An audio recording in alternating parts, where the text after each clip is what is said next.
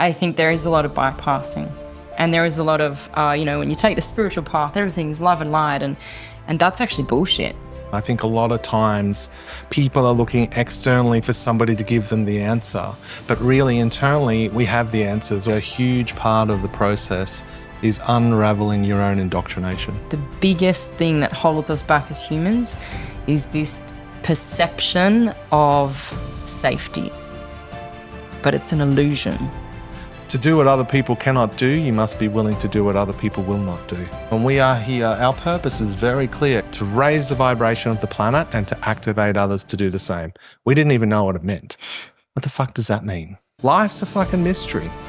Life's a mystery. It's way more exciting as a mystery than Monday morning, same toxic boss, same job, same place. I can assure you that you're here to do something, and that it's time to work out what that is and have the courage to do it.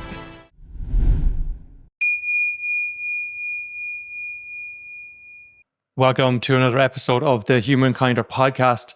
My guests today are powerhouses of healing. They're really an example of people who have taken on the mission of doing the work on themselves and helping others to do the work.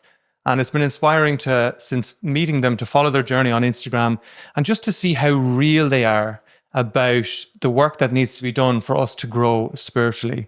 They help people in many different ways, from sound healing to voice activation to inner child coaching and development. And I'm really, really looking forward to getting stuck into all of those topics today. Tim and Elise from Source 88, welcome.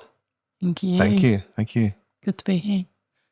My first question, when I was driving here, I was just thinking about those last 5 years, because you mentioned 2020 as being a huge turning point for both of you and being in lives that just didn't light you up. It didn't feel right, but maybe not even knowing at the time what was wrong. When you reflect on those 5 years and the work that you now do with people and that you share with people, like, how would you describe, like, what is the game to be played here? Like, what are we really working on? What is that mission as you understand it? I think for us, it's deeply personal. Firstly, I think we're all here to do something magnificent. We're all here to play a role on the planet and to make a difference to people. So the only way that I've been able to get to that myself is to work out how I have been tripping myself up and working through my trauma, my inner child healing, all of the coping mechanisms that have kept me small, have kept me, in old patterns and old cycles. Like, how can I get to a point of vibration and understanding of myself to transcend the things that have always kept me small and held me back? Which is a vibrational game. And I think that it's hard to put into words exactly what that means. But in 2019, I literally gave all of my coping mechanisms away. I stopped drinking, I stopped smoking weed, I stopped drinking coffee. Like, I just let everything go at once because of a book that I read that talked about raising my vibration. And I knew that that's what I had to do, but I didn't know what would happen when I did that. And that was the beginning of the end and the beginning of the beginning. Because when I did that, what changed was everything. I came online in a way that I never knew that I could. So I was seeing signs and numbers and synchronicities all the time. Animal totems were coming to me in the most incredible ways. I was getting really clear, succinct signs from the universe. Like, if something would show up 3 times, like somebody would say, "Hey, have you heard of Confest? Oh, I'm going to Confest. Are you going to Confest?" I just go. I just follow it. I just follow all of these signs. I started to have spontaneous past life memories in meditation with myself. I connected with all of these, what we would call divine superpowers, because all of a sudden I'd let go of everything that was so low vibrational. And now I was engaged in stepping into being somebody that I'd never known myself to be before. And that opened up a vibrational bandwidth, which I had never experienced like that, where so much information is available. And that information really transcends to illuminating the path forward.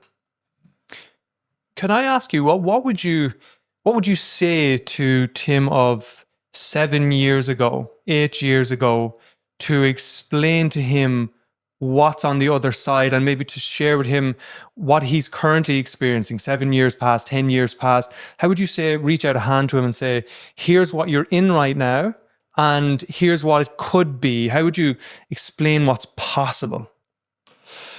I think that I couldn't actually explain it to who I was, but I think what I would say to myself 10 years ago or even 7 years ago is that it's actually all okay.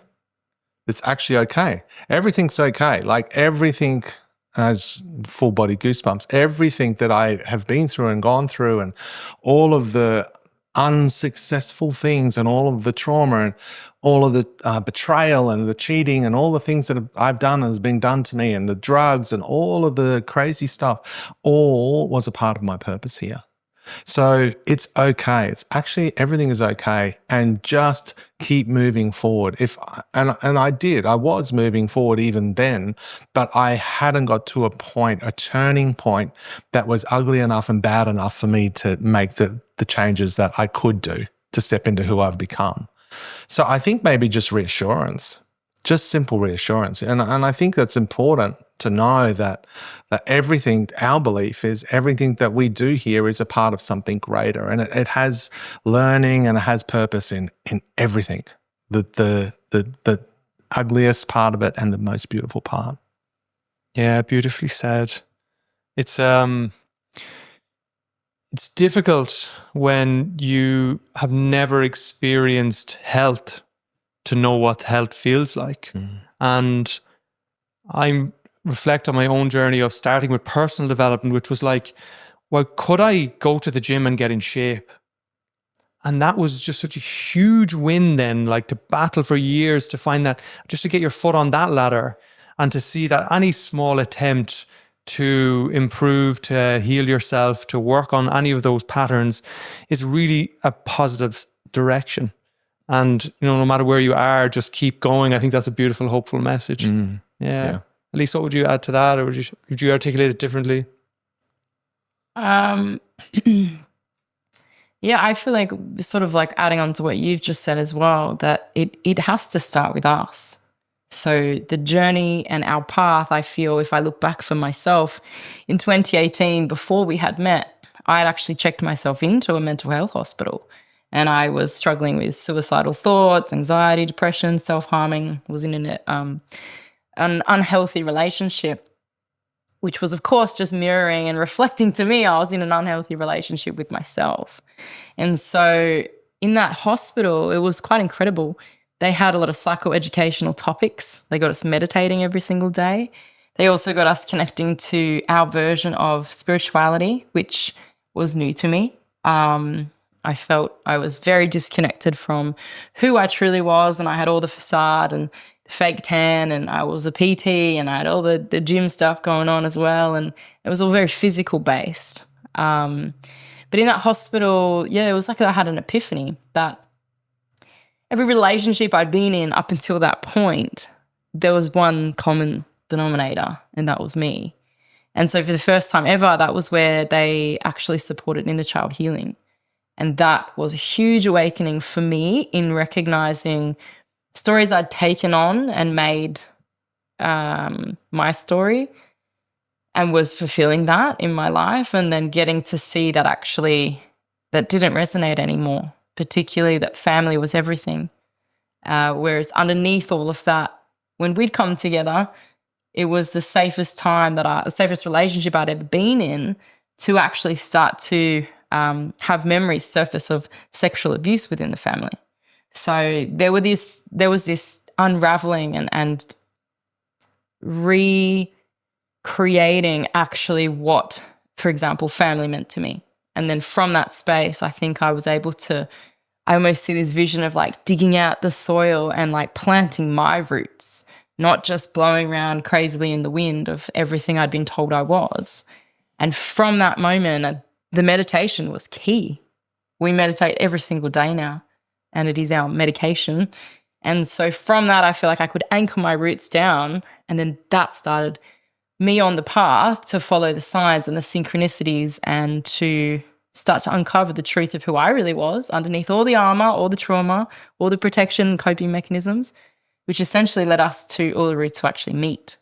So I feel and 100% believe, and a big part of my purpose and mission as together as well is to support people in coming back to themselves and remembering the truth of who you are, not what you've been told, and not your trauma, not your conditioning. But we do need to go into those darker places to shine light on them and transmute it. So much in what you've shared there, and so much vulnerability and power in that vulnerability from both of you. And a theme that I sense underneath it all is the first awakening, the awareness to say, wow, there's something actually going on inside me here that's just not working. And then to start to look at those things, like to really come face to face to them without moving or shifting or flinching away, and then starting to turn those things into art. Starting to go, wait a minute, like sexual abuse, like this is like something that destroys people's lives. They go off the rails. It's like game over. You know, we've all seen the stats about what happens. But yet in your circumstance, it was a catalyst to go, wait a minute, there's a lesson here for me. Yeah. And I can turn this into something that's magical, and it can actually be a powerful gift.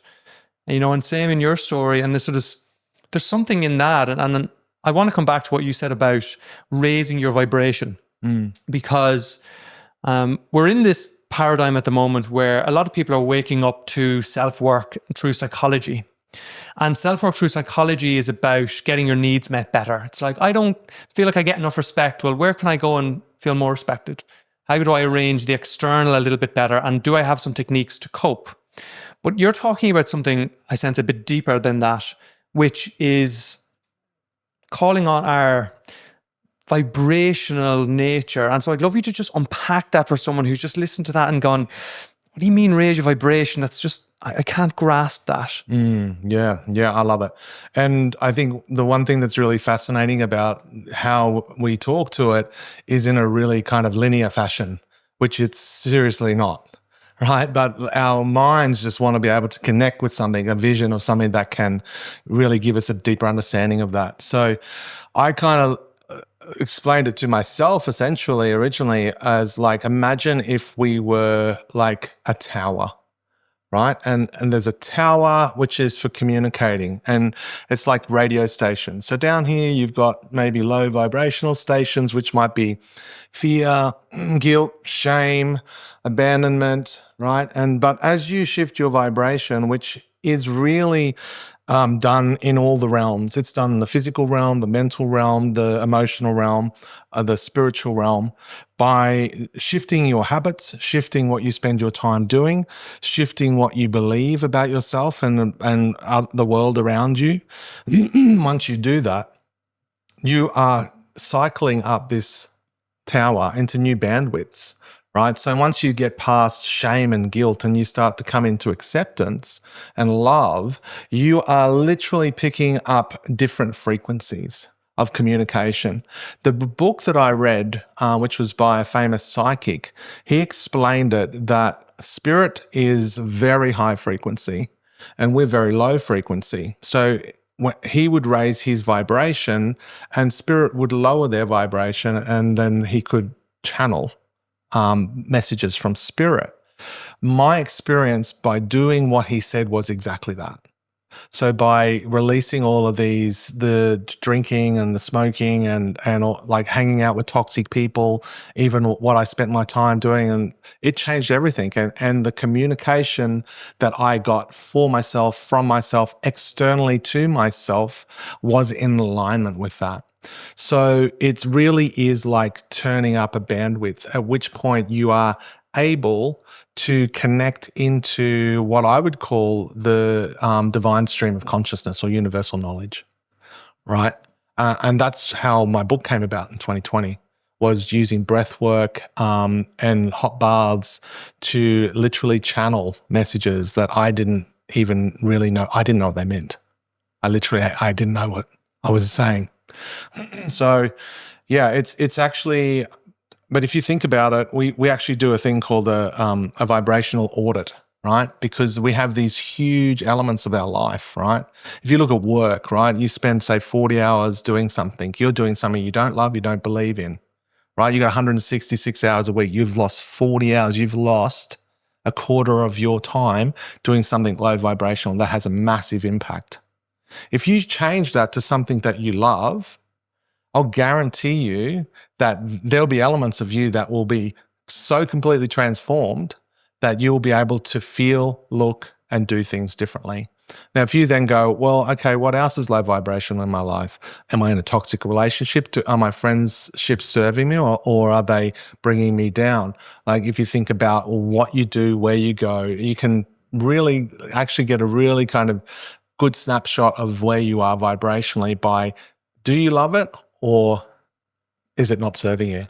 Can I add to that? Yeah. I feel like it's also important to mention that it's not just a destination. Like it's not just like, okay, now we have moved through the shame and the guilt and we're just high vibrational beings. And I think it is really this, in some ways, a roller coaster, or it's a constant work of moving through it. But I think we know that everything's energy and that emotion is just energy in motion until we stop it, we block it, we trap it in the body because that's what we've been taught to do. But then over time, that energy builds up as dis-ease within the body and makes us sick physically, mentally. Yeah, so I feel like when that emotion does come up, that part of what we've been doing over the years is actually allowing it to be there. So in the past, if the shame or the guilt came up, we would return to going out and partying on the weekend, or going on some dating apps to get a hit. Like it would want to cover up that uncomfortable emotion that just wants to move through us. So I think it is a constant process of raising our vibration. But there are, trust me, times where even recently, even this week, it's just been like really being in the depths of feeling sorry for ourselves, feeling the sadness, feeling the pain and the betrayal and the rejection. So I think it is a constant movement of energy that we just need to let it move through us, just like children do in the shopping centers, like they don't care. They'll just have a scream if they need to have a scream or a cry. And so when did we stop that? When did we start to get in our own way and to block that energy that just wants to move through us? And then even speaking to the law of attraction, the like attracting like. So as like what Tim said, if we are, we emit frequency and we emit and we receive. So if we're emitting more frequencies that are, covered with guilt and shame, and we're going to be attracting those circumstances, people, experiences to complete that sort of cycle. Whereas once we start to spend more time, not all our time, but more time in those states of joy, gratitude, love, acceptance, peace, all of that, we start to attract more of that in our life. And we're like, shit, I am the creator of my reality. Like it really has proven to us how powerful we are as human beings, and we're accessing that tiniest part of that. Hello there. Just a quick one from me. If you're enjoying this conversation, the biggest thing that you can do to support the show is to hit the follow button if you're on Spotify or on Apple Podcasts, and please do rate 5 stars. And if you're on YouTube, hit the subscribe button and give us a like. All of these things are completely free. They really support our growth, and they also make sure that you get notified of any new content that comes out, so you don't miss a thing. Also, if you're interested, you can follow Humankinder on Instagram at human_kinder, where I'm posting many different clips across different episodes and sharing content along the journey. Thank you very much. I really appreciate your listening. And now back to the show.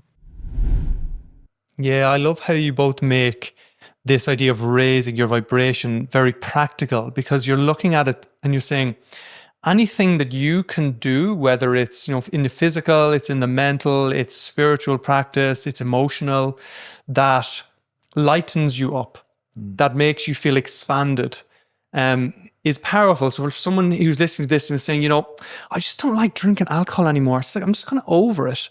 And they're like, but everyone's going out and that's where we meet all our friends. It can be really scary then to really go, you know what, I'm actually going to let that go and I feel better. Or now I go to the gym and it's like, I feel better when I go to the gym. It's like, even those simple things, or if I journal, or if I do any sort of practice that goes, well, you know what, actually, I feel a little bit lighter. I feel a little bit more myself. That's all part of it. And this is so beautiful because I feel like the spiritual and the psychological and the physical, they all meet. They all work on each other in ways. And you both have gone deep into many different modalities of working on all of those different elements. And so I'd love to hear a bit about, the modalities for you that have really called you and have felt like the most powerful thing to help both yourselves and for others to really raise that vibration. It started with breathwork and sound healing. And meditation. But for me, it was 5 or 6 years of doing breathwork and sound healing with a practitioner in Sydney called Matt Omo. And then when Tim and I met, we did our first breathwork and sound healing on the beach with a little speaker, just a recording from Matt. And we both had massive experiences, but that was his first time doing it. And he was like, I don't think I've even taken a drug that has had that much, expansion and like psychedelic action and clarity. And so that was where it began. Like, it was showing us also we are twin flames. So in coming together, there's been a huge activation for our own spiritual journey and gifts. And when we did that breathwork journey on the beach, it wasn't normal, like he ended up with shingles and was working through deep layers of guilt and shame. And I'd been triggered back into the avoidant sort of, because we have 21 years between us. And at first, when we first met, I thought, this is the guy. And then when I found out that he was 21 years older, my ego couldn't handle it. But the breath work and the sound healing was actually a modality that allowed us to reflect on, well, what is this bringing up? And what do I want to receive? Well, I actually have been calling in a partner exactly like Tim, but he didn't fit the box that I thought he was going to fit into. But I needed to then let go of the fear of rejection, the fear of judgment, the fear of being different and what would people think. And breathwork and sound healing journeys bring the truth to the surface, and you can't hide from that. And so once we stepped into those modalities and once we came together, and we're on this path together, for some reason, we wouldn't go back to our old coping mechanisms. So, the breath work, the sound healing, meditation. So both of us were already meditating every single day, which really gives an opportunity to connect with yourself. And it's something that I think a lot of us humans don't take the time for, don't know how to make the time for. But the truth that I feel is that how can we actually get to know ourselves if we won't just sit with ourselves? So I would say breathwork and sound healing and meditation have been the two foundational pieces from the very beginning, before we'd even met. And now over the last 4 years, we've definitely been working closely with plant medicine, which has taken things to a whole other level of ancestral healing, processing our own trauma, even seeing the mirroring and the reflections of my greatest wound and fear is betrayal, and yours is. It's probably the same, but it's around rejection and abandonment, which is betrayal. And just being able to work closely with that and see that we trigger each other because of those scars or those past experiences. But actually there's never been betrayal, or there's never been, the things that in past relationships would have ruined the relationship. The key cornerstones have been truth and honesty, to the point where I think a lot of people have said, you told him that, or he told you that. Like, it's real brutal honesty that then we have to do the work to come back around and own our part. I comment on that raw honesty. It's like at a certain point, I feel like you stop taking the things that have happened to you personally, because you identify more as a soul than as a human. And you start to go, well, do you know, this thing that happened to me, or maybe it happened to my father or my mother or my ancestor, and now it's coming out and it's raising its head in my life. It's not really me, do you know? And so like the things that we used to defend so strongly were like, oh, don't touch this button, don't touch that, or don't disrespect me like that, or all of those things. You start to go, you're listening to them and you start to go, you're showing me something here. You really are. And so what I'm hearing is that breath work, the meditation and the sound healing, they surface that. They allow you to look at it. Then would that be your explanation of what is it actually doing for people and what you've observed in yourself and others? Yeah, I feel like, and I think my journey leading up to when we met and like even our like next level awakening was quite different. And there's some other modalities I'll speak to that I was leaning into. But to answer what you're saying, I think breath work, the thing that I love about breath work is that it is kicking down the doors within you. It's you doing you, right? There's nobody like, you're not looking for anybody else for the answers. It's like you are literally opening yourself up through intention to really go within and to find out what's there, right? It's really is like, and it can be really intense. Like we've kind of had to dial it back sometimes because, you know, when you're constantly creating intentions that we're going deeper and deeper, it does kind of bring a lot up to the surface. So we did have to kind of almost like take a little break and say, hey, let's just be gentle with our intentions. And we're not always digging. We're not always like, you know, in the shadow realm, like, and just be gentle. I think it's so powerful because of that reason. I think a lot of times people are looking externally for somebody to give them the answer, but really internally we have the answers. All we need to do is to find ways to come into ourselves and to acknowledge that. And breath work is so powerful at that. Meditation is a different, maybe more subtle version of the same thing, but meditation can be become more potent over time if you weaving intention into it, or you can weave sound into it. You can have longer meditation sessions, so it can be a very potent tool. I think the thing that I love about meditation, and I actually saw a visual representation of this in a Buddhist meditation I did, but it showed me like I was literally in this meditation and just following the guidance of the what he was telling us to do with following the breath, and I saw my energy, my aura as being jagged. It was like all jagged, and then it showed me like with meditation, it's smooth. It became smoother, and I feel like emotionally, mentally, even physically, there's this smoothing component from meditation, and which is you take the M out of smoothing and you've got soothing, right? It's almost this soothing element where all of a sudden, like your emotions are a lot more centered. You know, you're not as easily pushed off center. You know, you're not angering as quickly, and we'll often say to each other, you know, have you meditated today? Like you can tell when we haven't meditated because it'll just be a little bit cranky and like, you know what I mean?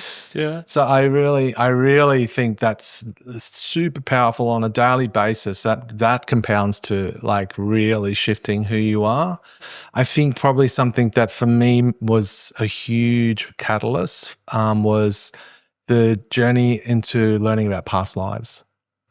And in 2012, I was guided to Journey of Souls by Michael Newton, which is an incredible book, which I've read many times. I started buying that book in lots of 10 and just giving it to people. I would have given that at least 150 of those books to people because it changed my life. But how it changed my life was I actually went and started doing past life regressions. And so I've done a between life regression and I think 6 past life regressions. And once you dip into yourself beyond the self, the soul, and then you dip into these lives and experiences that you have had here on this planet that are linked in incredible ways to this life, it just opens up this wider picture that is like, it takes so many of the, why is this happening to me? And like I've not done anything that is worthy of this. And it's like, yes, you have. You weren't always such a nice guy. And in fact, in this life, I wasn't such a nice guy a lot of the time. But you know, it just creates this really kind of beautiful and huge picture of the reality of our soul and why we come here to learn. It's like, this is like a play. You know, we like this thing that, we only get one life, you know, and there's these paradigms we've created as human beings to kind of pretend that we're little and we're incredible. And so I think that for me changed so much and answered so many unanswerable questions that's a really integral part of ascension or awakening for people. And it'll change so much about what you know about yourself when you connect that. And so then the meditation, the breath work, all these modalities, the healing modalities are helping us remember. Yeah. Right? So you're putting people and helping people get into states where they can access information that they currently cannot access because we're contained in these human vessels. Yes. Right? And we've forgotten. It's so fascinating. I'd love to hear from both of you about when you think about or conceptualize, like, what is this reality that we're in? Right? Because you mention the human, and then there's these much souls, many lives. You know, obviously in the East, reincarnation is very commonly accepted. Here, not so much.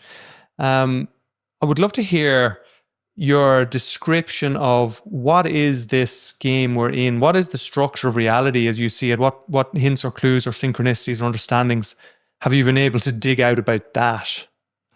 That's a big question. I love that. I love the question, and I love the multi-layered aspects and how it can be, like Elise's answer will be different to mine, right?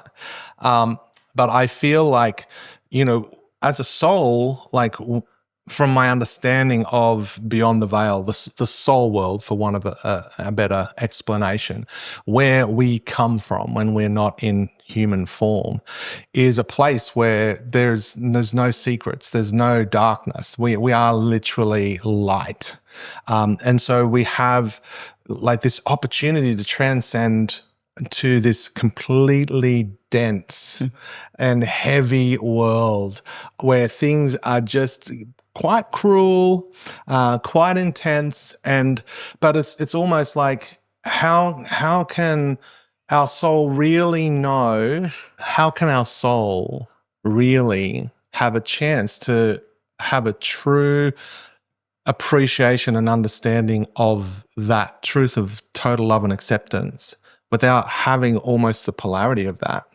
So we come here, we feel the pain, we feel all of the rejection, the abuse, I've had past lives where I've been killed in so many different brutal ways, you know what I mean? But we're coming and we're having this full experience of all of the things. We're the villain, we're the hero, we're the abused, we're the abuser. We feel so much love and joy, we feel so much pain and heartache. And I feel like, from my understanding of it, is that just creates this aspect of our soul that is like, again, a multidimensional polarity and duality to the truth of who we are. And I can't really completely explain the beauty of the creator or the divine, whoever came up with it. And this is just my belief. People are going to laugh at me and say, you're full of it. You know, like, I've always looked at it simply like this, that death is not the end, death is the beginning. So there's no point in fearing death, right? And if I'm wrong and it's something different, I've lived a life not fearing death, believing in something greater in myself and making a difference on the planet. So if you can find a downside in there, let me know. I haven't found any yet. But yeah, I really do feel like, you know, there's this incredible infinite nature within us, and we're here to explore this place until a point at which we've had all the experiences and then transcend having to come here anymore. And I believe then we can become spirit guides and help other people who are coming to the earthly realm because we've had those lived experiences. We know what it's like.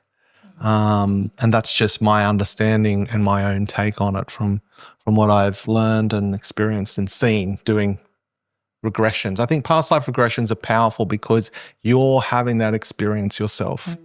There's a guide, the regressionist is just a guide allowing you to go back to see what is for you. And that really changed a lot.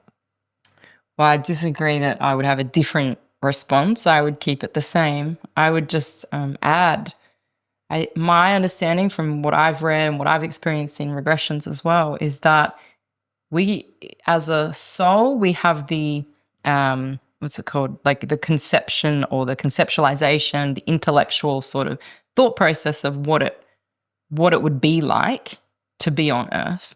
But we don't have the experience until we come here. So in that realm, and we've experienced this with both our children, one that's in the womb now, but then our daughter, there's this, like, when they're connected to that realm, they're in that love and light and everything's amazing. And yeah, I know it's going to be challenging, but until you get here and really have to experience and embody, and that's part of a big thing for us as well, is supporting people to embody, be in your body through this journey. Because in the soul realm, I feel like we can just have this idea of what it's like, but we come here to experience it, to learn and to grow, and also to support us in awakening to remember that which we're not. Because we aren't this physical human body. As you say, we're so much more than that.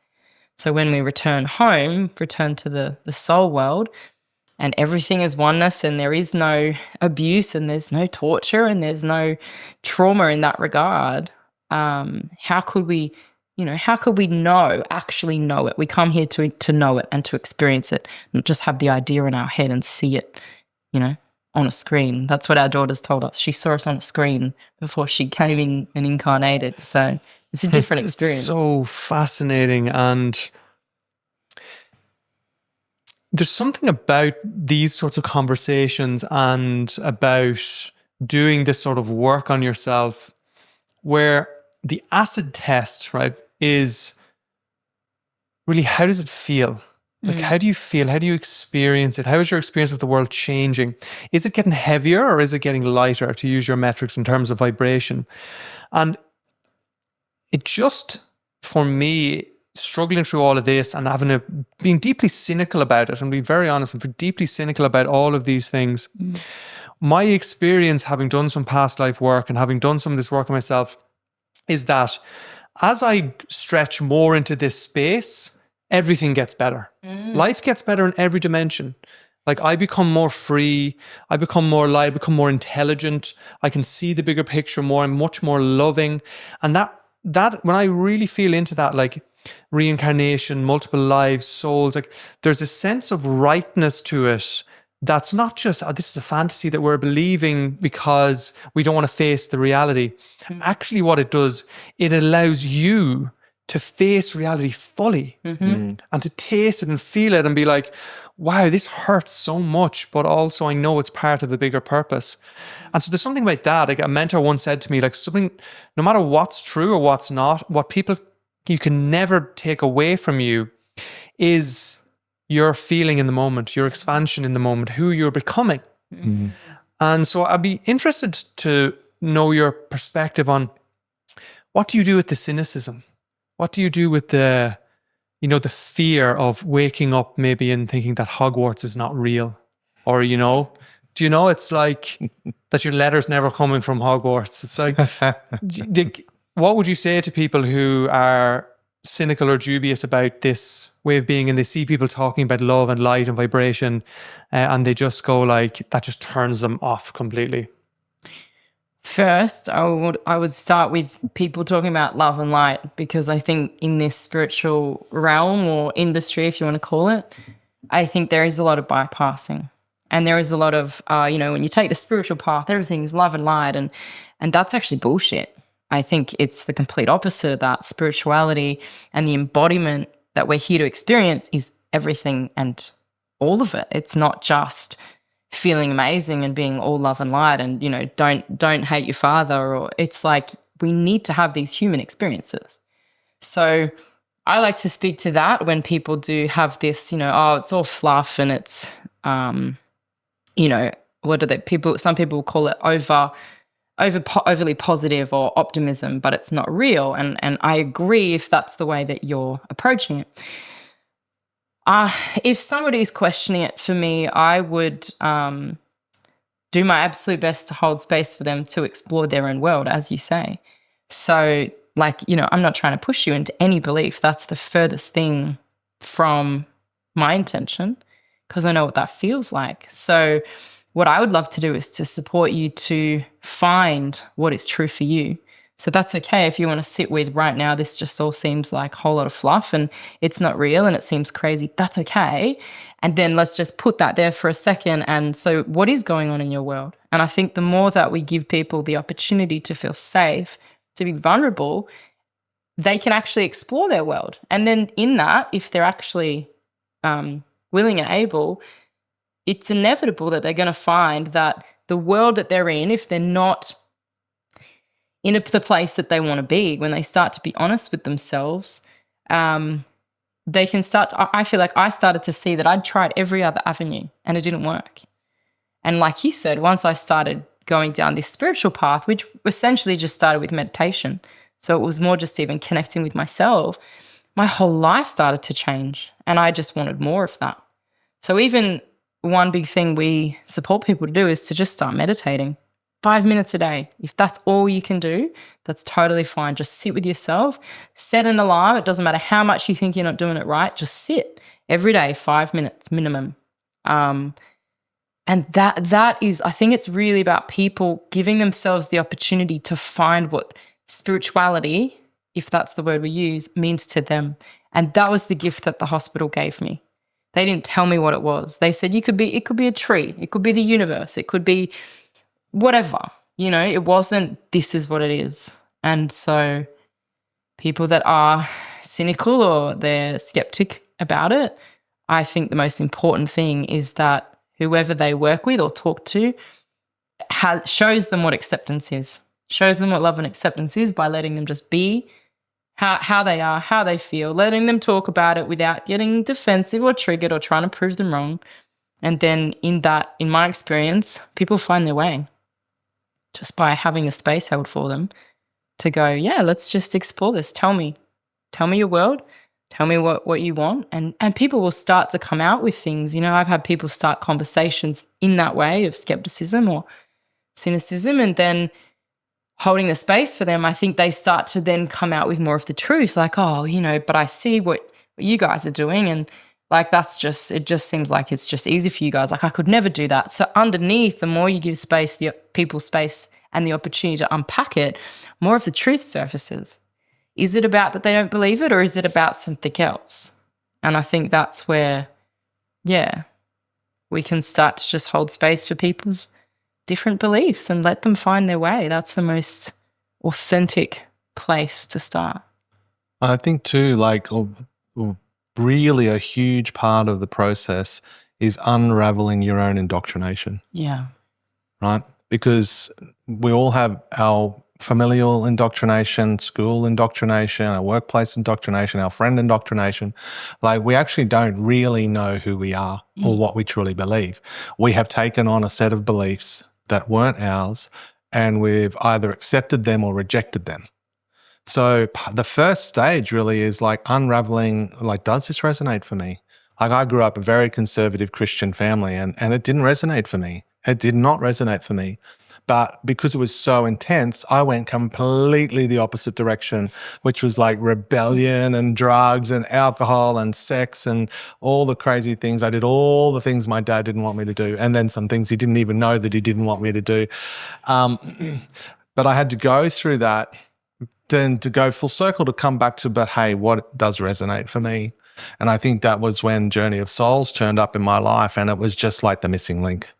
I've always kind of used past lives in passing. I must have been from a past life, or, certain things. I love haggis and scotch. I actually don't like scotch on its own. I can't drink it, but I love haggis and I love scotch with haggis. Right. And it's and I was just I used to. used 7 to. years. We've never had a drink. I haven't had a drink since 2018. But when I was still drinking, like haggis and scotch was just this match made in heaven. And like I have had lives in Scotland. I went to Scotland and I was like going home. It just felt like coming home. And so then, you know, really kind of dissolving the indoctrination of usually the family and usually religion is so vital to coming back to the center and going, what have I got space to allow myself to feel now? And choose a belief that I can feel, not something that I'm being spoken to about or read or delivered from the pulpit or in a book. But it's here. It's here. It's totally different. Hello there. We'll get back to the conversation in just a sec. But first I want to share about something that's very close to my heart right now. And that is the whole area of purpose.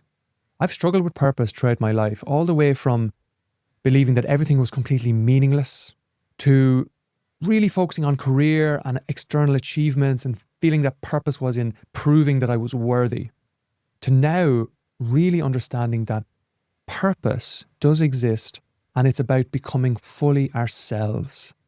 I've been working with the Soul Alignment Method and Miles Trainer, who's been a guest on this podcast, for the last number of years. And through that work, I've really learned how to uncover my own purpose, the elements of my own unique purpose blueprint, and now to help others do the same. And as part of Soul Alignment Method, the vision is a world where everyone knows who they are, why they are here, and can live it in this lifetime. This allows us to really make decisions that are in our highest alignment around career, around relationships, around lifestyle, location, and around our physical health and all the other areas of our life. Really brings this life to a whole other dimension. And as part of that vision, I would like to offer to listeners of this podcast a completely free or donation-based initial session for 90 minutes where we go deep and draw out from within the unique elements of your soul's purpose, your purpose blueprint. If this is something that's interesting to you, you can visit my website at www.humankinder.com.au and contact me there, or you can send me an email or go to the link tree in the description, which has all the links on my WhatsApp. You can also follow and message me on humankinder on Instagram, which is human_kinder. And I would absolutely love to work with you on this if it feels in alignment. Thank you. And now back to the show.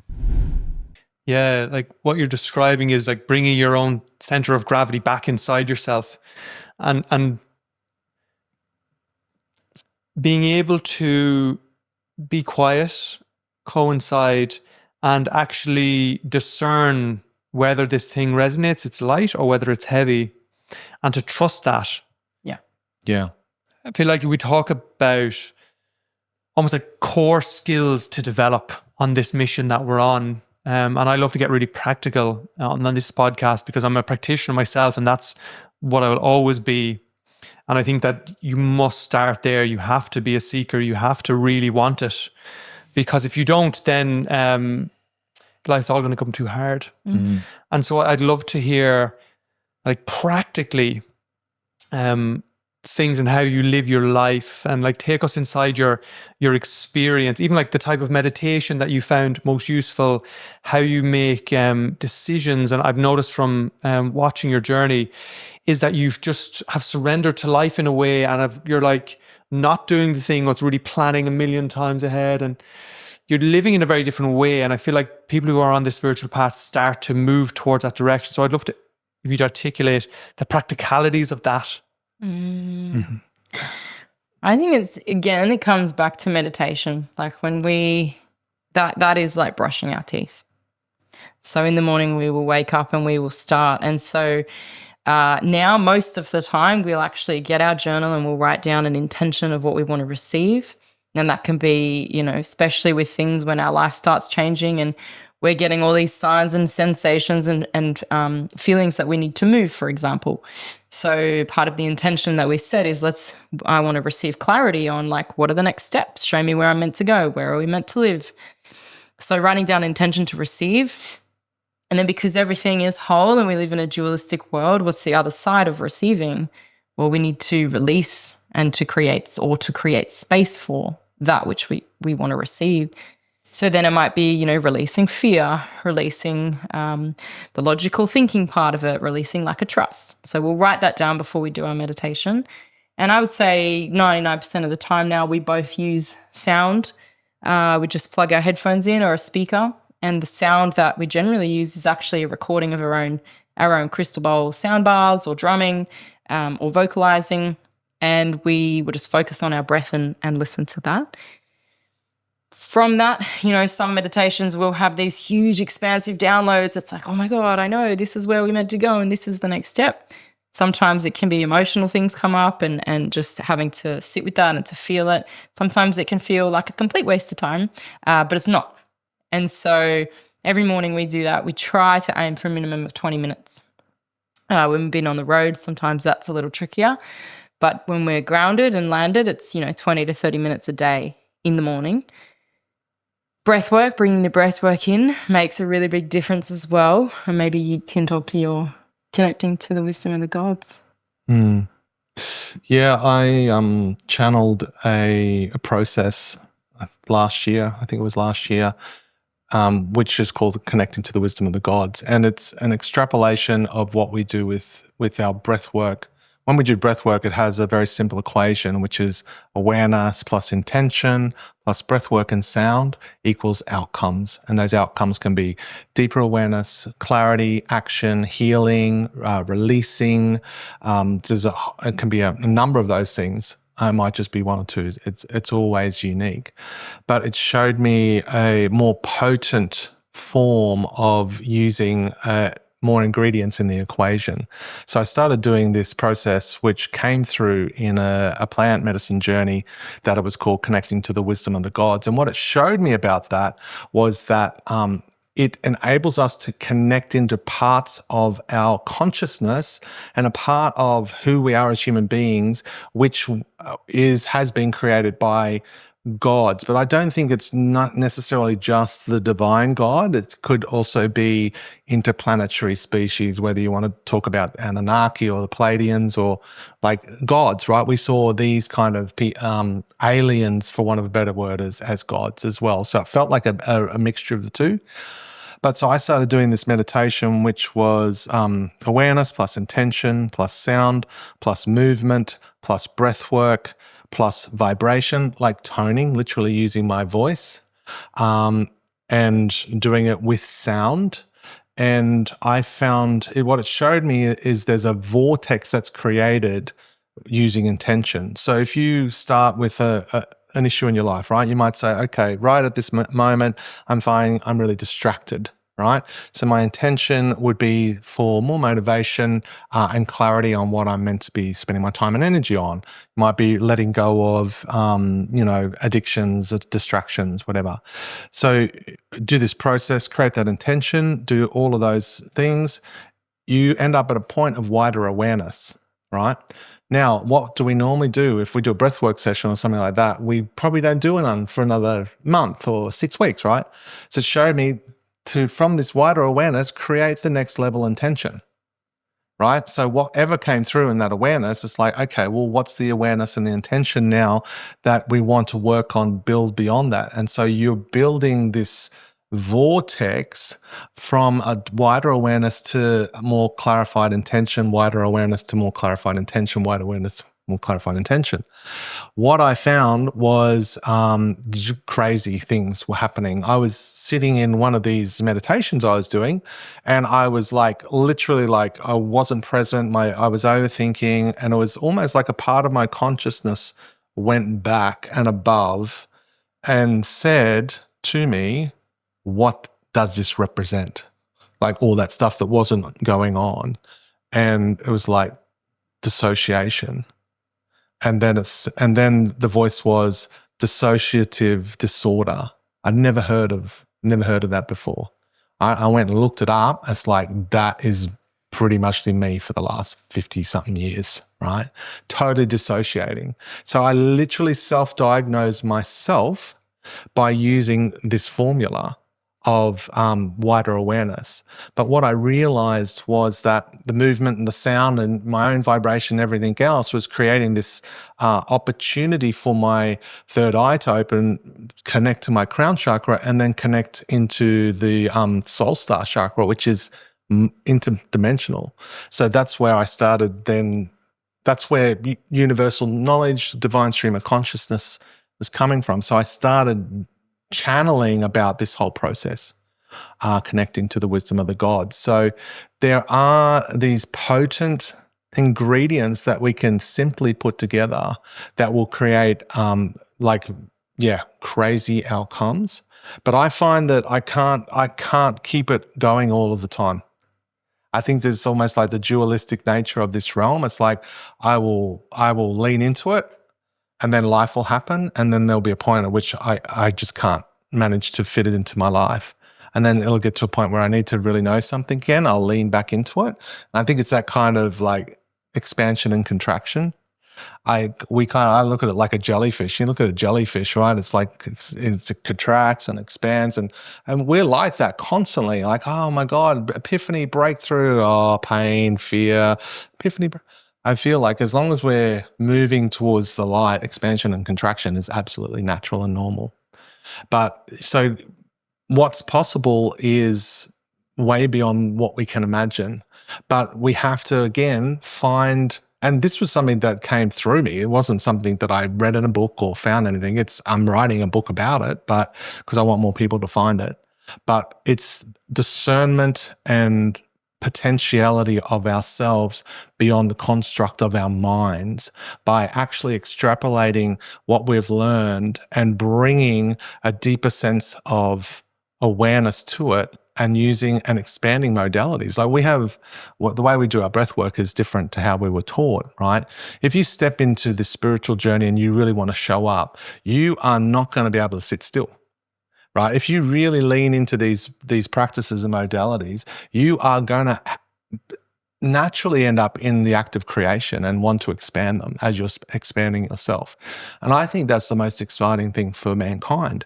And as you expand that, something shifts in the morphic field and other people have access to that information. It's almost like open source. Right. And I see people talking about almost exactly the same things that I've written that obviously haven't read my book or haven't done what we do. And so we're opening up this other level of potentiality for all beings as we expand ourselves.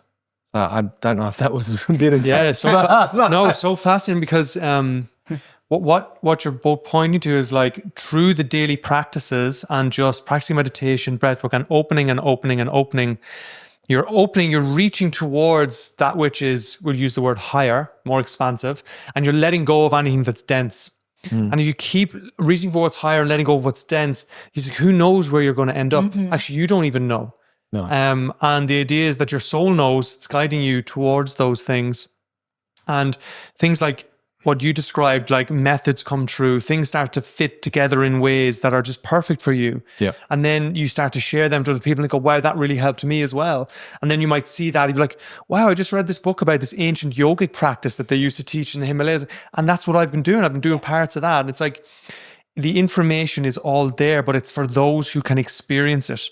It's for those who are willing to go the road and say, with intention, like, no more of this. Yeah. I know more. Like no more do I give my power away to old thought patterns. Yeah.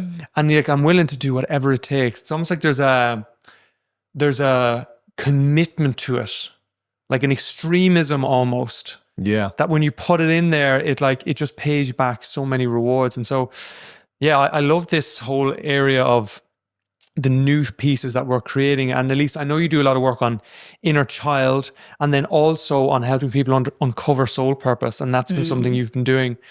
And I'd love to really hear about that whole area of the soul's purpose, right? You know, and then the idea that there is purpose. And for a lot of people right now, we're in a catastrophe of meaning. People have so little meaning in their lives, and people are nihilistic and depressed. And a lot of the mental health challenges we have is because of this lack of meaning and because of the lack of self inner child work.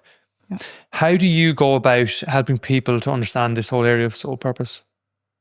I think it's interesting the wording you used around there's almost this, intensity to it. And I think that is when the soul comes online more, that we as the human, the mind, connect more with the soul. And then it's like, it's activated, because the soul's always there, obviously.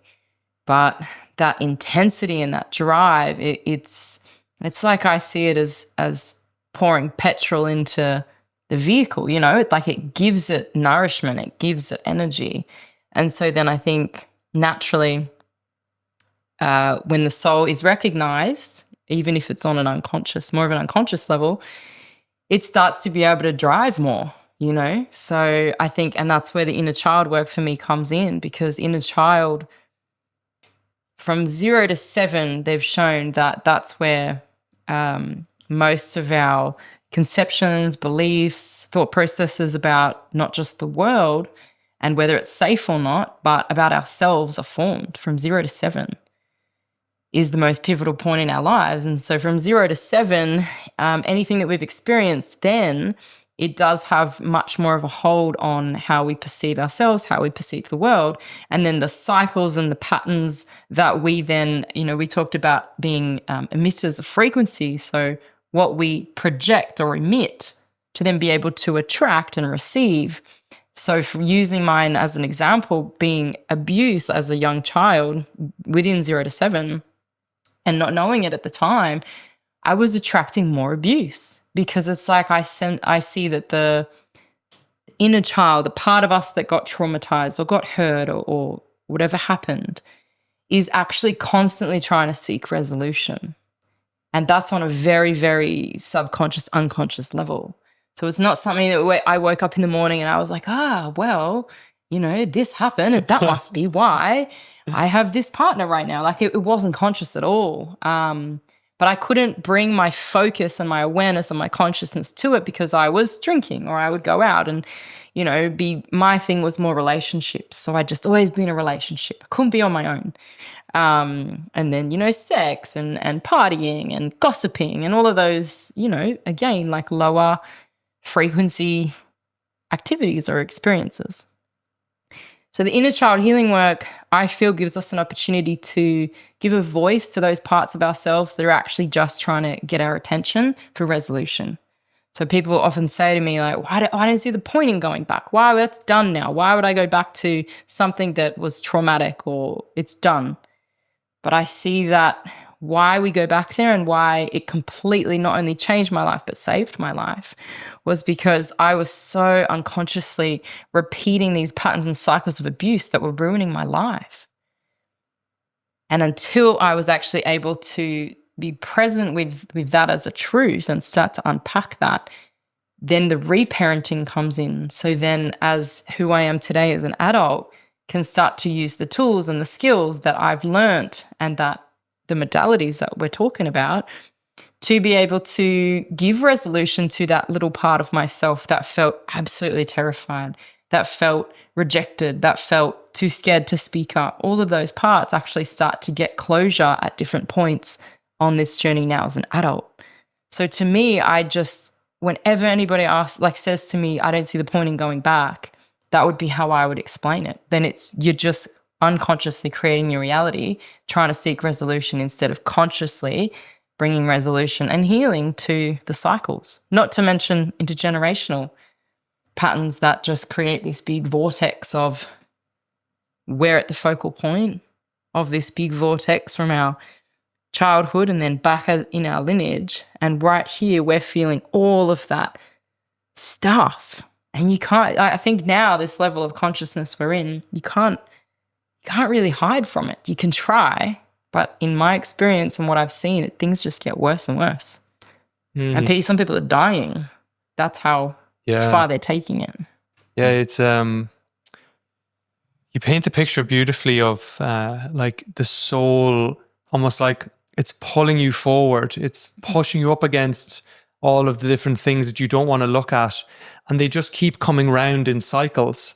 It's like, you don't want to look at it this time. Well, next time it comes around, it's going to be worse. Yeah, exactly. And then it's like, oh, you don't want to look at this time as well. Well, next time it's going to be worse. And that does lead to people dying, actually. That does lead to people destroying themselves in many different ways. I noticed that the cyclical nature of that in myself a lot. Mm-hmm. And then I'm curious then with your clients, when you uncover some of that inner child wound and you start working on it, the space that opens up where the soul starts to now think about, well, your soul's purpose and what you're going to do in the world, right? Like practically, how should I live my life? How should I spend my time? You know, there's this idea as like, well, is everyone now going to be a breathwork facilitator? Like, is that what, it's like, how many of those can us as a civilization sustain? And I'd love to hear you talk about the soul's purpose. And if people were fully on purpose, how would the web of that kind of work together? And what do you notice about people's gifts opening up as you do this work? Well, it's interesting because I think we do naturally seem to attract people who've experienced similar trauma. So I do attract a lot of people, generally women, who have experienced sexual abuse generally as a child. And for me, on my journey, working with all these different modalities, I've been able to see, as you say, this purpose and even claim and take responsibility and say, actually, I know I've experienced through all different types of modalities that I consciously chose to incarnate. I chose, and I know this can come up as triggering for some people, so I don't mean it in this way, but I see that I had a soul contract, an arrangement for the sexual abuse to occur with my father, but he's one of the closest souls in my soul group. So he was willing to, and I've seen this, that he was willing in this lifetime to forget who he was so that I had the opportunity to be pushed into this space of darkness, essentially, and then to seek the light and to remember. And so through that, as it being a purpose, I see that without everything that happened in my childhood, there is no way that I would be sitting here now, that I would be doing what I'm doing, that I would be supporting other people to work through their inner child healing journey and to connect to what their purpose is. I see how, because of my experience and then my growth and healing and pain and joy and beauty in my life, I've actually experienced that now. And that's a huge key. I feel that, ironically, I was studying a Bachelor of Counseling and Coaching, and I was working in a mental health hospital before I checked myself in. So I had not just this theoretical learning experience of, I think it was like 4 or 5 years, the study, but then I went into a hospital as a patient, and I had this beautiful opportunity, I see now, to have the theory side of things, which, to be honest, there are things that I use, but I'd say 10%. But the experience of being in that place is now purposeful to me because I had to know what that felt like to not want to live. I had to know what that felt like to come through the door with my hand shaking from anxiety, not being able to sleep or eat, or hating myself and thinking something was wrong. So that when I'm sitting with a client and they're telling me what's going on for them, it's not intellectual. I'm not sitting there saying, okay, well, how about you go and just journal this out? And it's actually like this is what helped me, and I will vulnerably share that. So I do believe that we choose, as crazy and as painful as our experiences can be, we really choose as a soul who's going to be involved, what we're going to experience for our higher growth and learning. And that, to me, is a big part of purpose in being pushed down to the bottom to then be able to fight for the will to live again, and then being there, but then being able to see people who are where I was, or even better, meet them here before they get there. And that's where I see my journey as purposeful as well, so that not everybody has to get to where I got to. Yeah, I love that. And it's such a powerful and it's a hopeful and beautiful message, because what it says is your purpose is to be fully yourself. It's to go through your experiences, and it's like blood and nails, and it's tough and it's really hard, but you're learning these lessons. And as you learn these lessons, parts of you start to open up where you can then work with other people in these spaces. Yeah. And I feel like turning your challenge into art is like the soul is here to experience the opposite of what hurt you the most. And when you see that clearly, it transforms your life. because then you're like, wow, there's meaning to the suffering. Yeah. There's purpose in the pain. And I think that that's one of the big thing that's missing. I've got a bachelor of psychology. I practice psychotherapy. One of the challenges psychotherapy has, which it's now growing through, is that it's giving people tools to cope with a system and a world and a life that's broken and not for them. And it doesn't matter how many times you go into your cubicle after lunch break and you do your breathing exercise to calm your nervous system, when you're living a life that's totally out of alignment, you're not facing anything deeper. And so as these new modalities start to integrate, and there's a lot of incredible practitioners who are holistic and they're really helping people, I think there is a space for all of that, for sure. But it's really understanding that, well, we are a soul and we're here to experience these things. And the purpose is to be myself. It's so relieving, you know, and it's so beautiful. I know, Tim, you've written a book and you channeled. I'd love to also for you to explain what channeling is, because that's another thing that the cynic in me does not like to hear. So does that mean that they're just having thoughts and they're calling it channels? It's like, does that mean it's truth? I'd love to unpack that. But you've channeled a book about kind of what's going on now, where we're going as a race. I'd love to dive a little bit into that space as well, because I think it's a really interesting place to explore. Yeah, it's super fascinating. It's not really something that I planned at all. My soul planned it. My human self had no concept of really what I was doing at the time when the first channeling kind of happened with the book. But it was COVID. It was like the start of COVID.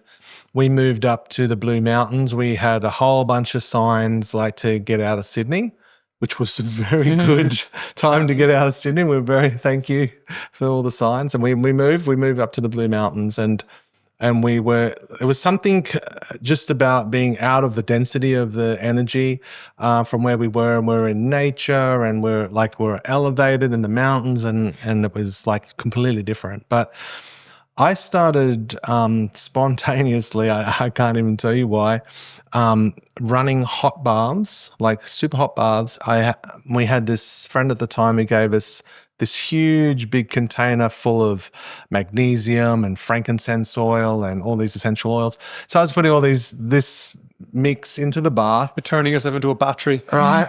And I was lying in the bath and doing like holotropic breath work for like 15 to 20 minutes, lying in a super hot bath with just my nose and my mouth sticking out of the water, right? So I was breathwork. And then I would just close my eyes and all this stuff was coming through. Like it was just like coming through in my vision.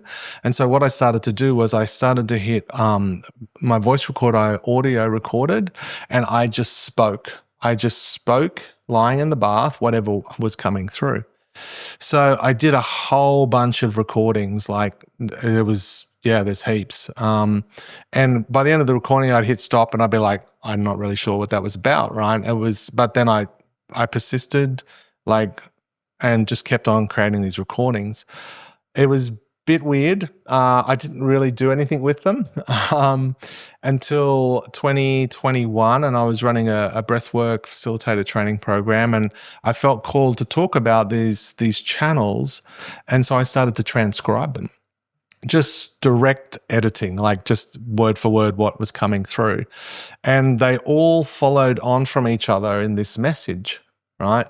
And it was like talking about this thing called the forgetting and the remembering, and I was typing it out and I'm like, I don't really understand what this is about. It was just really a strange experience knowing that this is from me, through me, but not really being able to connect to it. I transcribed it all, I put it all away and left it all alone until 2023. And then I just it's almost like I kicked my own ass and said, there's something in this. Spirit has chosen me. My soul has chosen myself, whatever it is. It would be criminal for me to just leave this and not lean into it. So I started to to really lean into it and look at it. And I looked at it with fresh eyes. And what I realized was it was explaining what we'd been going through since 2020. It was literally showing and talking about the spiritual process that we've been going through, right? Like since 2020 and COVID, all that stuff, it's been compression, right? It's like we've been squeezed. And from all directions. We've been squeezed financially, we've been squeezed legally, we've been squeezed medically. Like so many people have tried to do things to force us to do things. And so it was showing me this time called the forgetting, which is 2020 onwards, is we had to forget the truth of our soul self, our magnificence, and we had to be drawn down into these dark experiences to go through the healing and to work through our trauma to come back to remember our magnificence again, right? So this forgetting process was like everybody was going through it, right? It had the opportunity to be like an infinity sign where you forget your magnificence, you come back to this dark point of fear or whatever it is, work your way through and then come back to remembering again. But a lot of people were trapped here, right? Just forgetting. So interestingly enough, it was showing it's a period of time between the old paradigm and what's possible, the new paradigm that we're moving towards, which is in the book called The Great Remembering. But I love to kind of explain it simply.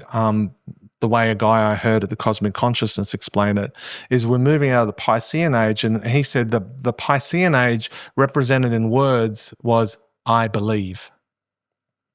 Whereas the age of Aquarius or the Great Remembering, whatever you want to call it, is I feel or I am, right? And you can see it, right? You can see the downfall of the indoctrination and what people believed and what they were fooled because they thought it was okay to believe.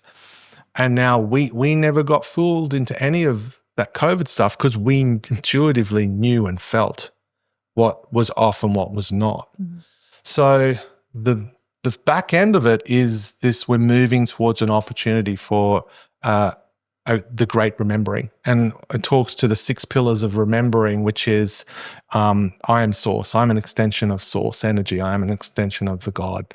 I am, a son or a daughter of God. Exactly what Jesus spoke to. The significance of my journey to date, past lives and how they're connected to it, what I am here on earth to do at this time, my divine gifts and superpowers, and then my divine purpose all drops out of that. So the 6 pillars of remembering is like a hexagon, right? And when you're working on all of those 6 pillars, you recognizing your representation of the source and all of those things come in, your purpose will arise through that. And so the book is kind of a practical guide of what to do to remember, to turn all of those pillars on. So the channeling side of it was really bizarre. It wasn't something that I planned. It's not something that I've done in the same way since. I channel differently now.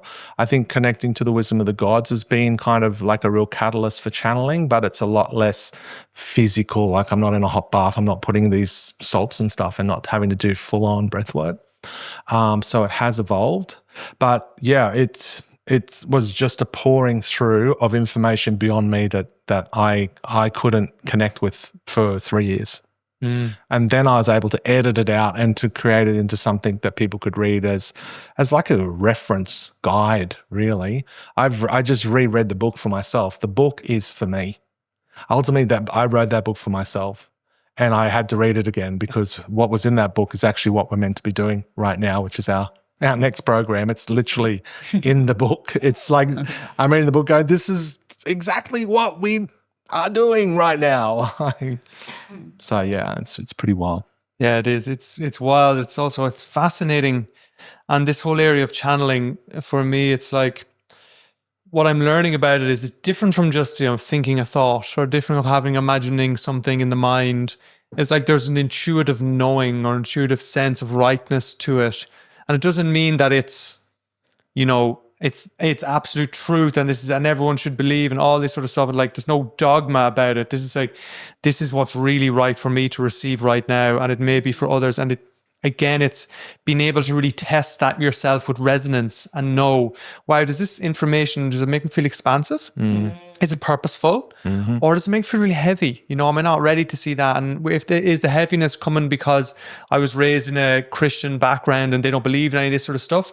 Or is the heaviness coming from, no, it's actually not for me right now? Yeah. I think until people wake up to that inner compass, then it's always going to be crazy confusing, and you're running around trying to be a seeker, and you're listening to 10 audiobooks and 100 different masters and all these different things. And you know, what came to me when you were describing that was your humility on sharing how it's been channeled.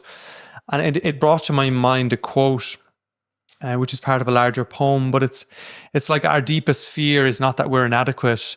Our deepest fear is that we are powerful beyond measure. You know, it's our light, not our darkness, that actually scares us. And I feel like that's so true for any of us who have had these sorts of awakening experiences, and we're learning things and we really want to share, but we're like, who am I to share? Who am I to run a breathwork class? Who am I to, you know, there's already many people doing that. And I feel like that holds people's gifts back. And also, I'd love to hear your journey on, you know, following that intuition and trust into turning it into a career and to, you know, the business of spirituality, because I think that's really a tricky area for a lot of people now who are waking up and saying, how do I live like this? And if I just really focus on embodying my soul's purpose, what about the mortgage? Yeah. You know? So yeah, could you speak to that experience for both of you? We're laughing because this is exactly what we've been working on as our next level course or offering, which we're going to release at the Cosmic Consciousness Conference this year, 2025. It's exactly that. I feel like, so one thing that we talk of is that the biggest thing that holds us back as humans is this perception of safety, but it's an illusion. Having the mortgage, having the house, having hundreds of thousands of dollars in the bank it's all an illusion, which is very, very convincing. And we still get convinced sometimes, but I think the more that we've been on this path, we've been led through signs, synchronicities, meditations, breathwork sessions, sound healings, plant medicine, to take leaps of faith that people literally say to us, I couldn't do that. I could not pack up my home and move out, but not moving anywhere for 9 months. That's just, how do you do that? And not only that, we didn't even know where we were going to go, where we were going to be or stay. Sometimes like 1, 2, 3 days ahead of time, we still didn't know where we were going to be sleeping that night with a 3-year-old. But what that journey showed us over 9 months was that miracles, like beyond miracles that our minds could not have even tried to construct, happened. And to the point of, I have to share one, like this couple reached out to us because they're twin flames, and they found our website and said, you know, can we chat? Nobody gets this. We were chatting to them. We were staying at a friend's place in Bellingen for I think a week or something.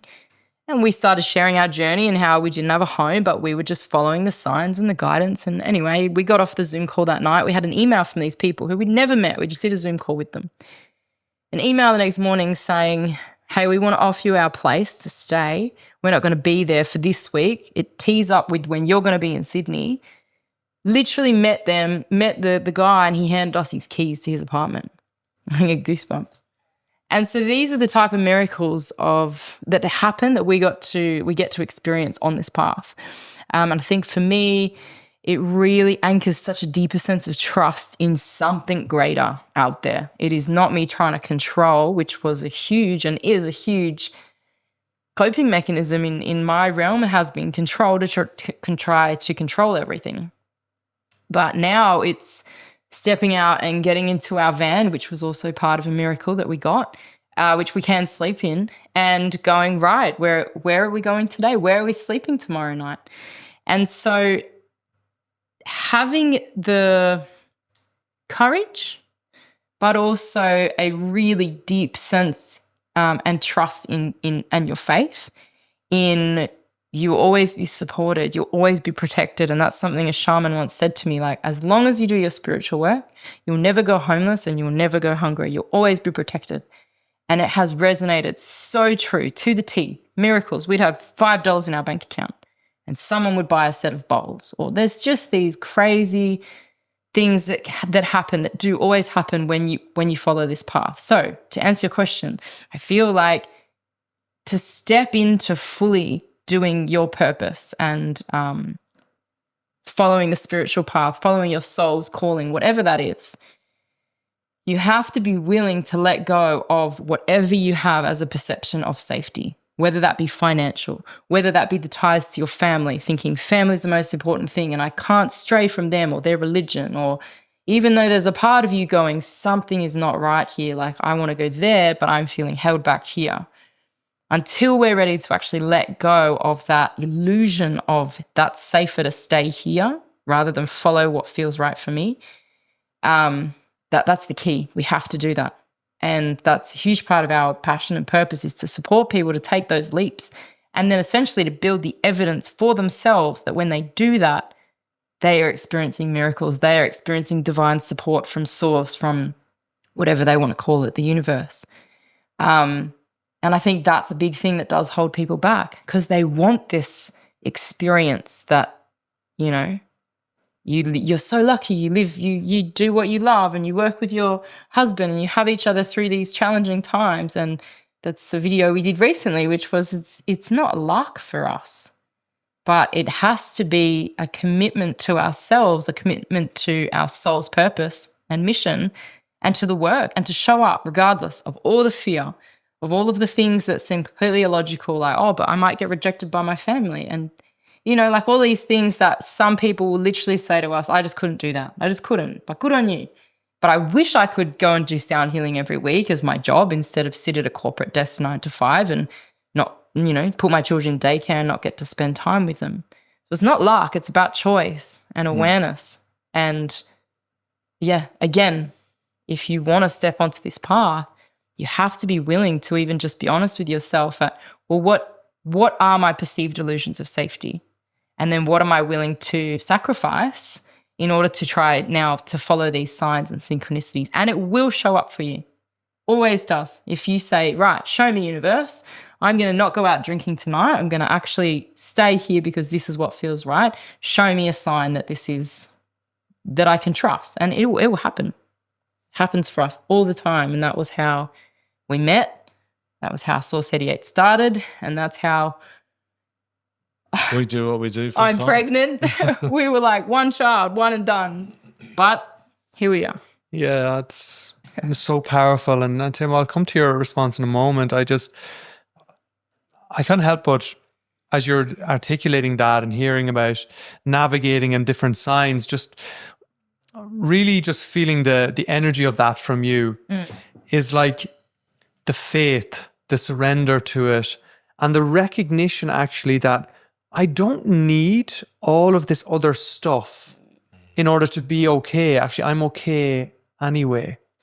And like when the inner world is so harmonious and strong, you realize that you don't need the external things, because the external things were always just an excuse to give you that inner sense anyway. Yeah. And I think that's one of the reasons why meditation, breath work, all of these modalities is powerful, because it actually gives you almost like your own energy field, your own center of gravity. Yeah. Yeah. I wanted to just ask before I go to you, Tim, about the signs, right? Because this is something that I find difficult to navigate. When you say that the universe sends you signs, you ask, what are the signs and how do you know what's a sign and what's not, you know? Yeah. I feel like there are always signs. I look back before we met, that there were always signs. I just was so not attuned to them, so not able to see them, recognize them. Again, once I worked on raising my vibration unconsciously, but doing things that worked through trauma and brought me more joy, I feel like the signs become more obvious. So for me, it was receiving the email to go to the Cosmic Consciousness Conference in Uluru in 2019. I literally tried to book it. Nothing was working. Nothing was flowing. I felt like I had to be there, but I couldn't get there. And I literally sat at the computer crying one night and said, at that point, after the hospital, I'd called my belief the universe. And I said, right, universe, or a higher power, sorry. And I said to my higher power, if I'm meant to go to this conference, help me get there. And the next day, my client, who was called Tim, asked me when I was going to Uluru. And I said, I'm not going. I can't afford it. And he said, I'm giving you $1,000 for your Christmas present. That to me was a sign of me saying, help me. I can't get there. I don't have the funds. And this guy called Tim, when then the first synchronicity was I met Tim when I got to Uluru, but he then gave me a check for $1,000. So that to me was like, whoa, this shit works. And that doesn't happen all the time. I'm doing that now, it's not showing up all the time. But I feel like the signs that started to happen, I saw 1111, like numbers, repeating numbers, 111. The conference was the 11th of the 1st, 111. My ticket, I paid $1,111. There were all these numbers just repeating to get my attention. I would be having dreams. Dreams was another thing. I started to do oracle cards. I was pulling out oracle cards. 3 weeks before we met, I pulled out a twin flame card, followed the guidance. It said, write a letter to your twin flame, ask for them, their angels and guides, to support you guys in meeting. I did that. 3 weeks later, we met. Like, there was just these things that would intuitively feel like I wanted to do. I wanted to do a card reading for myself. I wanted to sit up on a Friday night and order pizza and watch Gaia by myself. I didn't want to go out dancing and partying with people that I found out were bitching about me and betraying me behind my back. So the signs, when we got together, were animal totems. We would have like cockatoos fly into the windows and feathers on the car, like tucked under the, just stuff that I'm like, that has to be something, because how could that feather be tucked under the windscreen wiper? Dreams, numbers, overhearing people's conversations, just walking by. Like Tim said, things getting repeated, like, have you heard of Confess? Have you heard of Confess? The third time, let's look into Confess. Yeah. No, I love it. And it's all like learning to listen to yourself and read the signs and then intuitively connect to it and go, is this something actually that's in resonance now? Is this something that lights me up? I think, because I think this way you're describing of living is so different from the way that we've been conditioned to live, that I'm really starting to learn about how to live it.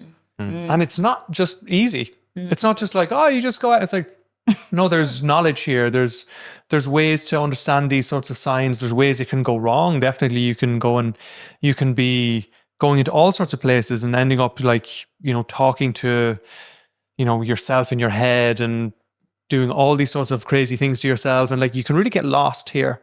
And so I feel like what you're doing is pointing to like how to navigate these ways. And Tim, for you, like in this whole area of living a mystical life, living in alignment with the soul, like very different from the way that you lived the first kind of couple of decades of your life. What have your reflections been on that journey? Yeah, I think it's interesting. And we're literally finishing our presentation for the conference next weekend up at Mount Tambourine for the Cosmic Consciousness Conference. And it's called Liberated Living. That's the name of our presentation.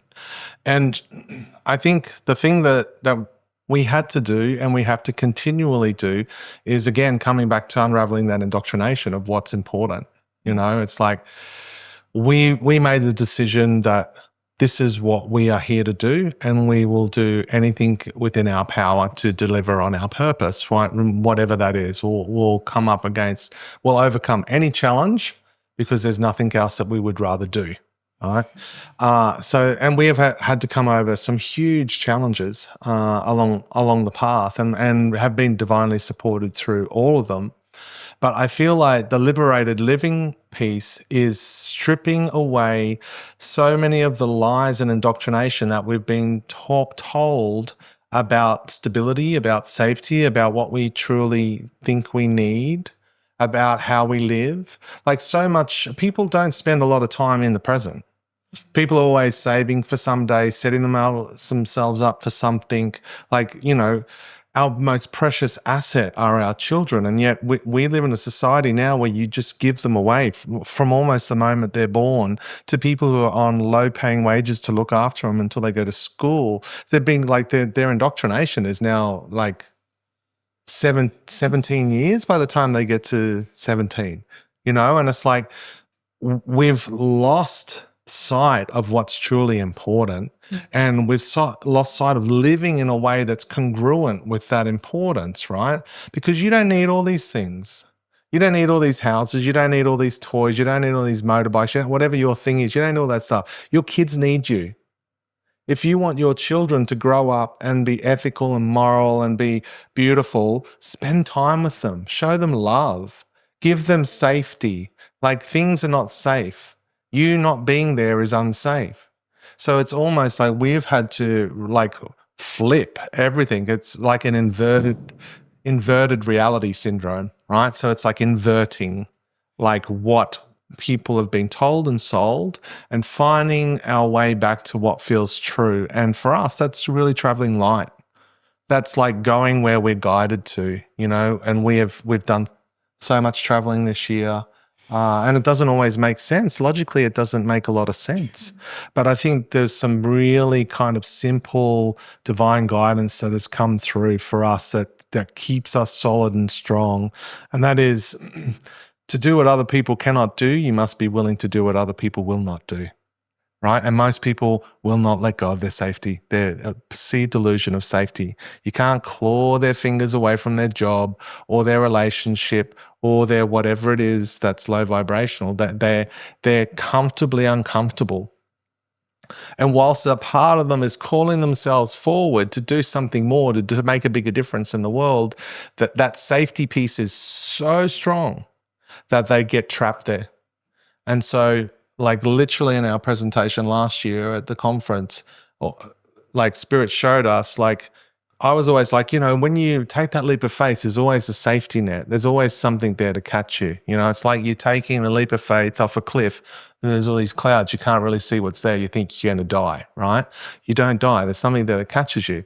But then it was like, it showed me, it's like, it's not a net. It's actually a trampoline. You got to take that leap to go to the next level. It's like the end of like a video game or something, right? It's like you can keep going through it, but if you don't take that leap, you're going to be stuck at that level. You're there. That's it.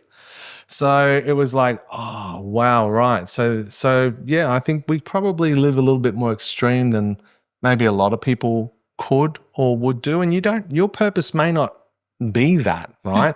Like, each person's purpose is their purpose. It's going to be in different realms and different fields, using different modalities and different techniques. So you don't have to do what we do, but you do have to find your true north, and you have to discern your own compass and discern what you're here to do, and then move towards it.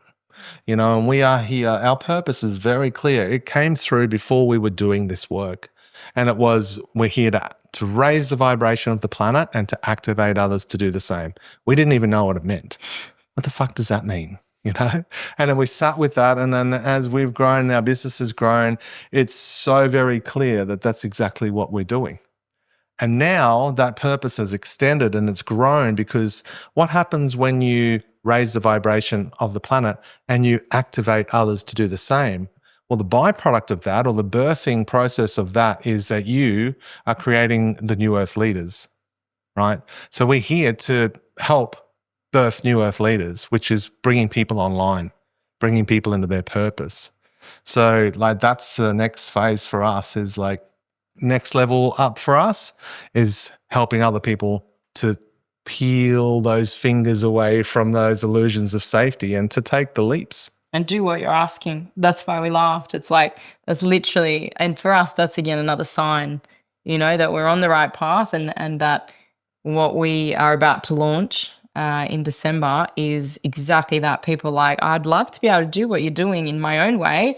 I have no idea where to start. It's like, this is actually what Spirit has been guiding us since 2019 to bring everything together that we offer, and to support people to actually take those leaps of faith for a whole 12 months. Amazing. So needed. And it's work that I've also been having been done with me. by guides and mentors, and I've started to help people with as well. And it's like, it's just how we're going to change this whole thing. Yeah. It's true, exactly that. And it's already inside everyone waiting to be woken up. And I would love to hear if people want to connect with you on that, and they want to buy your book, they want to come to your classes. What's the best way for them to reach out? Oh, wow. What age are we coming into? We are on social media at the moment. Instagram, Facebook. We got some stuff up on YouTube if people want to also like listen to some sound that we have created, some breathwork processes. Our website is due for an update, but everything's up there. And that's like Tim's book and our workshops and our events and our training programs, inner child healing courses. And we also sell crystal singing bowls. We sell hand pans. We sell instruments. So we train sound healers. We sell instruments for sound healers. We train breathwork facilitators.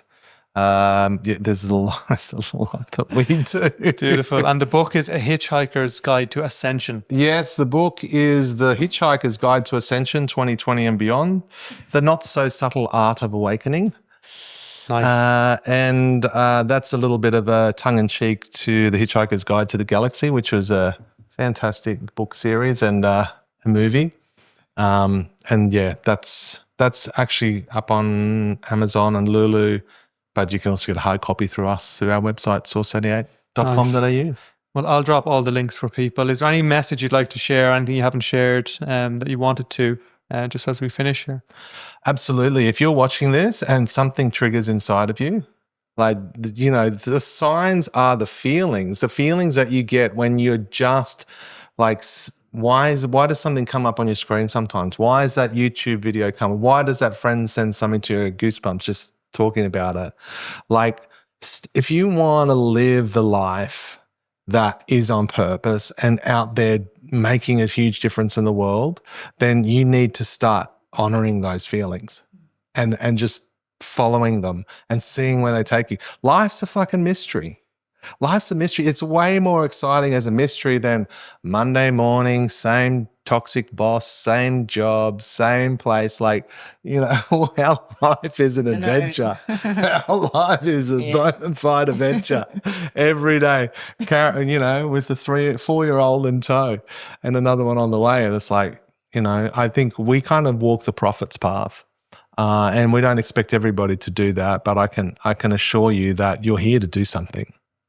And that it's time to work out what that is and have the courage to do it.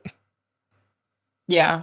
I was going to say around the time, this is actually now the time, where we're at collectively. Like if you consciously choose that you want to awaken and you want to remember and you want to follow your soul's path and uncover that, you will. Like you just have to consciously choose it and then follow the signs. You will be led and guided and the right people will show up and things will shift and change in your world to support you in letting go. And you just have to continue the journey of trusting and surrendering. So conscious choice and meditation. Beautiful, yeah. And that's certainly been my experience as well as I travel this path. It's really amazing the difference it makes. And so thank you for all the work that you're doing and for being so raw and vulnerable and honest and just being fully yourselves. And so it's been a pleasure. Thank you, Kian. It's been amazing. Thank you for having us.